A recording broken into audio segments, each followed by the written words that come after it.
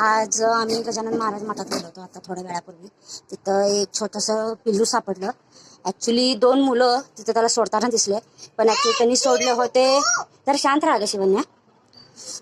तेच 2 पोरं सोडले होते का दुसरं कोण सोडलं होतं माहीत नाही. कारण त्यांचं म्हणणं होतं की हे छोटंसं पिल्लू एका माणसाने सोडून गेलंय.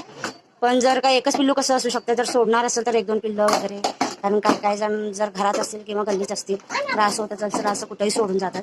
आणि हे ज्या अर्थी लगेच हात लावू दिलं आम्हाला तिथं, त्या अर्थी हे माणसाळलेलं मांजर आहे. जर का गल्लीतलं वगैरे जर मांजर असलं असतं तर हात लावू देत नसतात, लांब लांब पळतात. पण हे मांजर लगेच आमच्याकडे आलं, हात लावू दिलं. आणि रस्त्यात मात्र थोडं उतरायचा प्रयत्न करत होता माझ्या कडेवरनं. आता हे राहतंय का नाही आमच्याकडे मला बघायचं आहे. तर बघूयात, जर राहिलं तर राहिलं, नाहीतर मग त्या ठिकाणी परत एकदा ह्याच्या आईचा शोध घ्यायचा चाललाय माझं. आता हे एक रात्र दिवस कसं राहतो काय करतो मला बघायचं आहे. शिवण्या आमची खूप खुश आहे. सारखं त्या मांजराच्या मागं त्याशी खेळायचं चाललंय. शिवण्याला आता भाऊ मिळाला का बहीण मिळाली आहे माहीत नाही, तर मी अजून चेक केलं नाही. कारण की आत्ताच जस्ट मी आलेली आहे मंदिरातनं. अगं नको का तेवढंसं तू.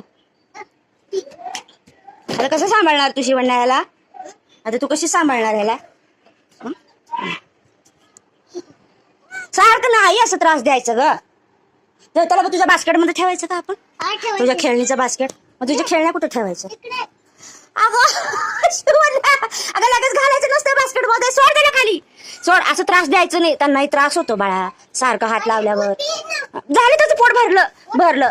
हा त्याची मम्मा नाहीये ना, थांब जरा एक दिवस. सारखं असं तू जर का असं त्रास दिली ना शिवण्याला, मग मी परत सोडून येईन बरं का तिथं मंदिरात. तिथं भुबू होते की नाही, म्हणून मी आणलं त्याला.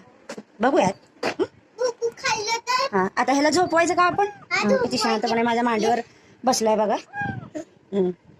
शिवण्या असं त्रास द्यायचा नाही. आता आपल्याकडेच राहणार आहे, कुठे जाणार नाहीये. त्याला नको त्रास. ठीक आहे, तुझं बास्केट आता मला स्वच्छ धुवावं लागेल शिवण्या खेळणीचा. मग त्याच्यात चांगलं छान मऊ हंतरून घालावं लागल. ओके. हा मग आता तुझ्या खेळण्या कशात ठेवणार तू?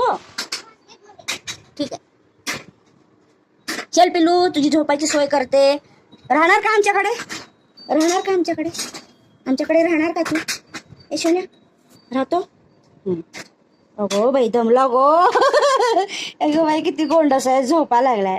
झोप. भूक लागली होती त्याला, पण त्याची काही भूक एवढी नव्हती. थोडस दूध राहिलं. रात्री अजून एकदा पाजवते. आता आव्हाला की नाही सोलापूरवरनं ह्याचं खाऊ मागूयात आपण, कॅट फूड. ओके आता झोपते. त्याला त्रास देऊ नको. त्रास देऊ ना शिवण्या. चला बाय बाय, परत भेटूयात नेक्स्ट ब्लॉग मध्ये.